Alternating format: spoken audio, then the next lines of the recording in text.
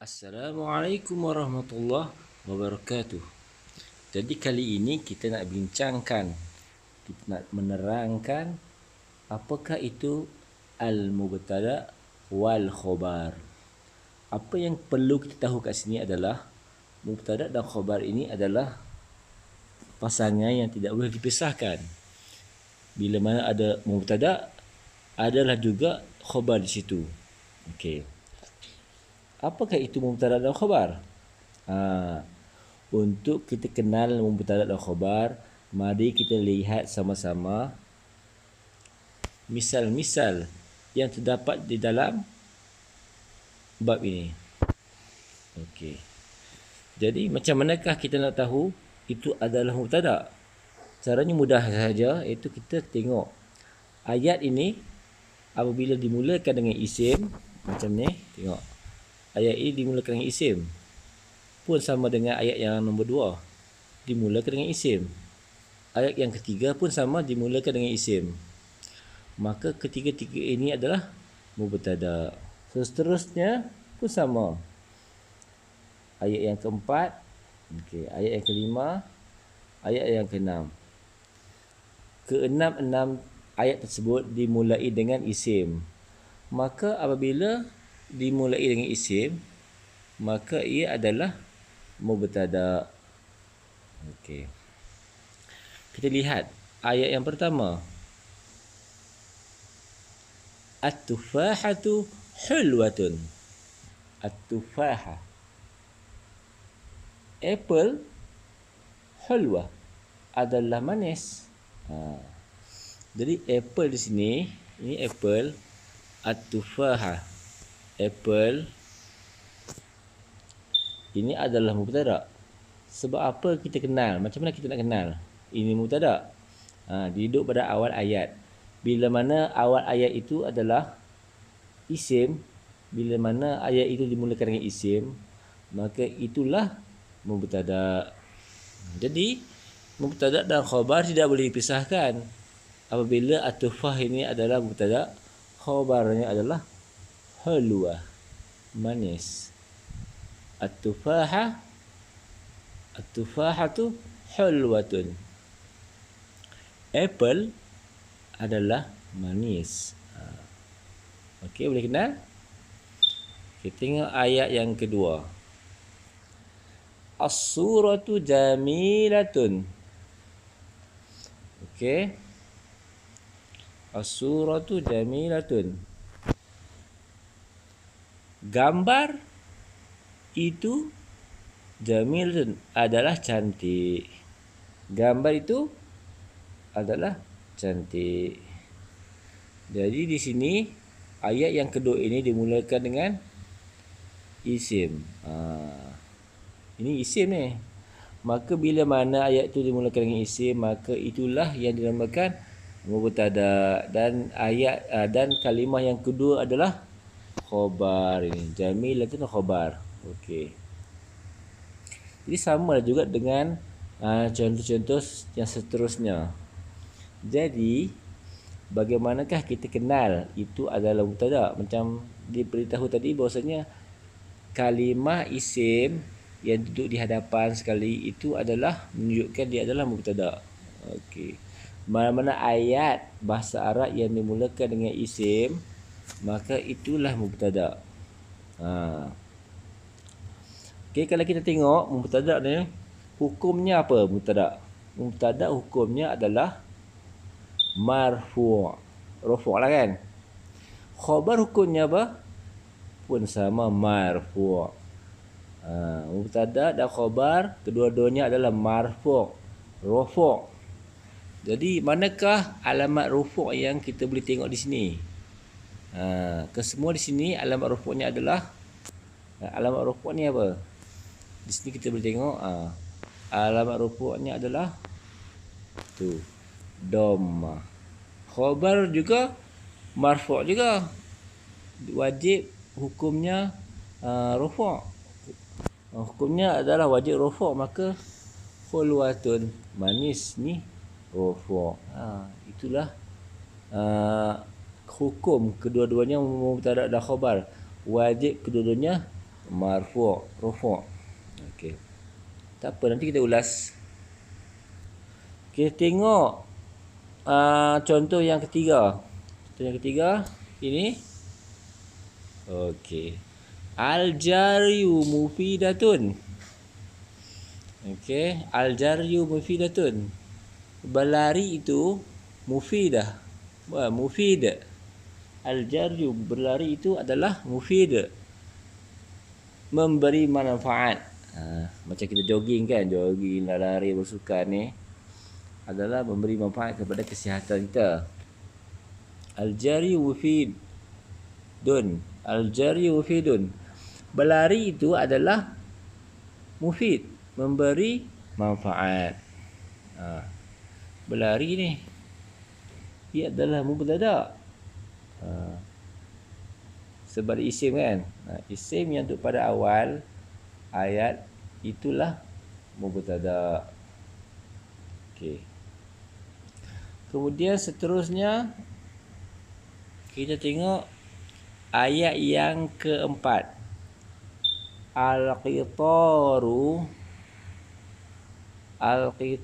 sari'. Lokomotif itu sari', laju. Al-qitaru, lokomotif itu sari' adalah laju. Kita tengok pun sama. Al-qitar dia domah di akhir kalimah menunjukkan dia rufu'. Samalah juga dengan khobar sari'un. Okey, sari'un ni maksudnya adalah pantas.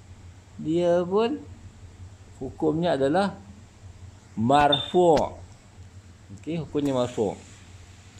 Lokomotif itu adalah sari'un, pantas. Sebab apa? Mubtada dan khabar kedua-duanya adalah hukumnya marfu', rafu' kedua-duanya. Okey. Jadi sebenarnya cerita di sini mubtada dan khabar ni mereka kedua-duanya kena saling sama.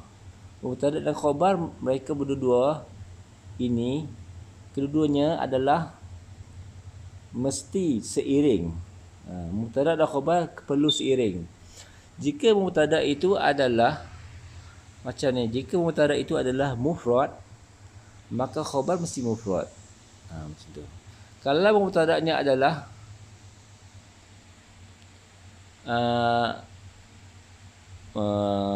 muannas, maka khabarnya adalah muannas. Macam tu. Kita tengok sini kan.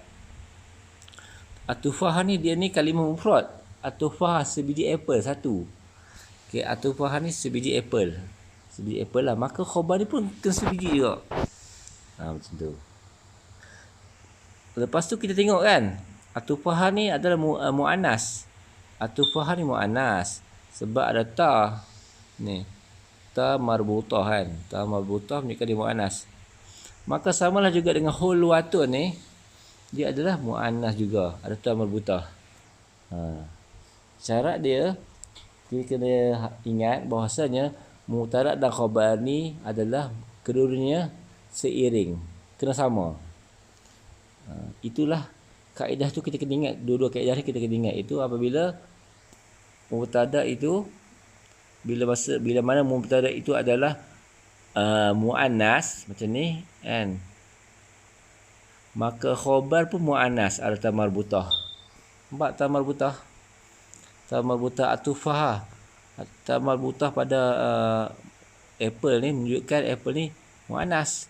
Maka hulwatun pun sama juga. Kena letakkan ta marbutah sebab untuk menunjukkan dia ni adalah muannas. Macam tu. Seiring sejalan. Okey. Kita tengok contoh yang kedua. Nak buktikan bahawasanya mubtada dan khabar ni kedua-duanya itu adalah seiring.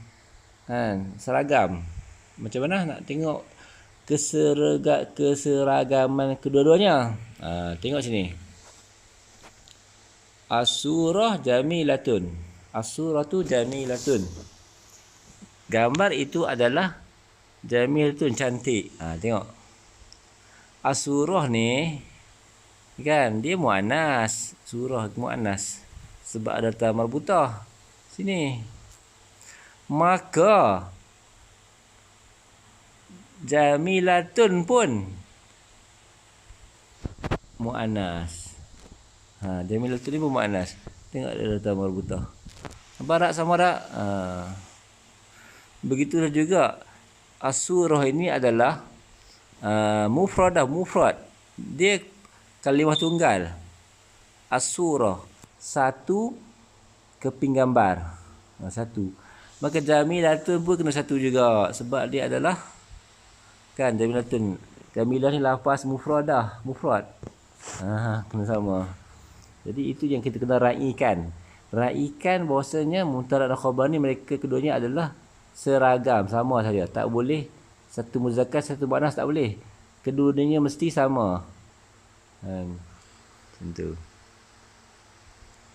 Tengok al-jaryu mufidun. Okey.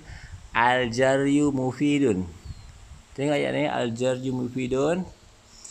Lari itu adalah mufid, memberi manfaat. Al-jaryu.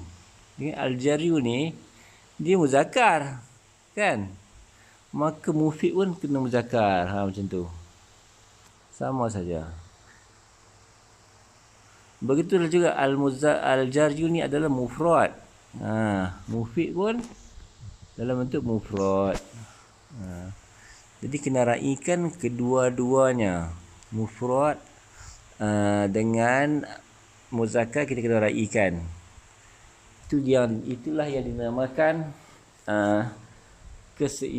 itu yang dinamakan keseragaman. Mubtada dan khabar mesti seragam, sama. Tak boleh satu muzakkar satu muannas. Kedua-duanya adalah sama sahaja. Okey, tengok contoh nombor 4 kan. Al-qitaru sari'un, sama juga. Seragam kedua-duanya. Qitar ini muzakkar, sari'u muzakkar. Qitar ini mufrad, sari' pun mufrad. Okey. Tengok. An-nazafatu wajibatun. Nampak? An-nazafah. An-nazafah ni muannas. Okey, muannas. Nampak muannas? Ada ta marbutah, maka khabar pun perlu ada ta marbutah untuk menunjukkan kemuannasan itu. Nampak khabarnya? Gitu. Okey, sekali lagi. Okey. Nazafah ni kan, an-nazafah ni dia mufrad, maka wajibah pun mufrad. Lagi, an-nazafah ni muannas, wajibah pun muannas. Kita sama. Silap. Nampak tak? Seiring berjalan. Okey. An-nazafah wajibah. Kebersihan itu adalah wajibah. Wajib. Apa yang saya nak bagi tahu di sini adalah terjemahan khabar itu kalau kita kena letak adalah. Macam ni. Tengok atufah hulwatun. Apple itu adalah manis. Kita kena letakkan di dalam terjemahan bahasa Melayu perkataan itu adalah. Itu adalah. Tengok sini. As-suratu jamilatun. Gambar itu adalah cantik. Al-jaryu mufidun. Berlari itu adalah memberi manfaat. Al-qitaru sari'un. Lokomotif itu adalah laju. Jadi apa yang kita perlu ingat di sini adalah terjemahan kepada mubtada khabar. Terjemahan kepada khabar itu adalah terjemahan kepada mubtada dan khabar. Itu adalah. Okey, itu adalah. Okey. Tengok nombor 6 yang terakhir sekali. Kalimah ayat yang terakhir, al-ardu mustadirah. Okey. Al-ardu mustadirah. Bumi itu adalah bulat, sfera. Okey. Al-ardu mustadirah. Okey. Bumi itu adalah bulat. Jadi apa yang kita kena tahu dekat sini adalah pertama mubtada khabar. Mubtada dan khabar ni kedua-duanya tu adalah marfu', mesti marfu', kena ada domah. Kena ada kalimah, kena ada alamat domah, alamat rafa' di sini. Alamat rafa' di sini adalah domah. Tengok. Mubtada dan khabar kedua-dua itu adalah marfu'. Atufah hulwatun. Dia atufah ni dia marfu'. Alamat dia domah. Hulwatun pun sama marfu'. Sebab dia khabar. Khabar marfu'. Alamatnya adalah domah. Okey. Kedua, kita kena ingat bahawasanya terjemahan kepada khabar itu adalah terjemahan kepada khabar. Terjemahan dia itu adalah atufah hulwatun. Apple itu adalah manis. As-suratu jamilatun. Gambar itu adalah cantik. Al-jaryu mufidun. Berlari itu adalah memberi faedah. Al-qitaru sari'un.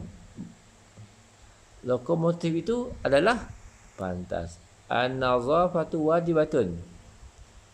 Kebersihan itu adalah wajib. Al-ardu mustadiratun. Bumi itu adalah bulat sfera. Jadi itu yang kita perlu tahu terjemahan dia. Bila terjemahan dia itu betul, maka itulah i'rab dia sebetulnya. Bila terjemahan itu betul, maka itulah yang dinamakan mubtada khabar.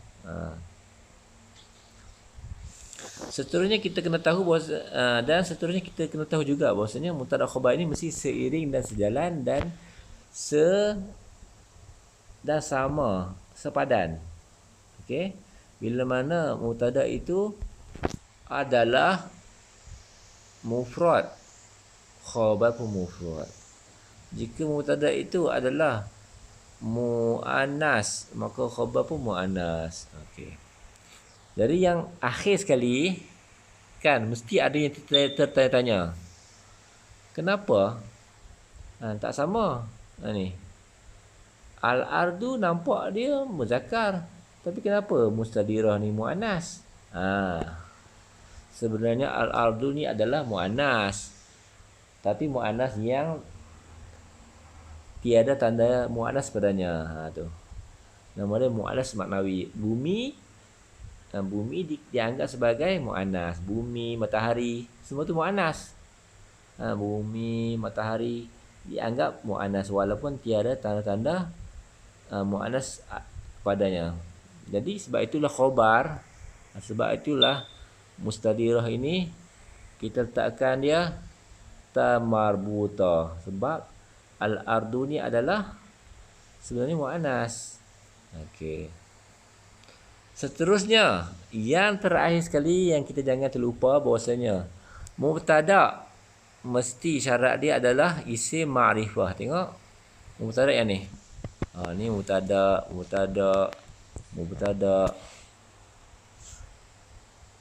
Mubtada dia wajib dalam bentuk isim ma'rifah.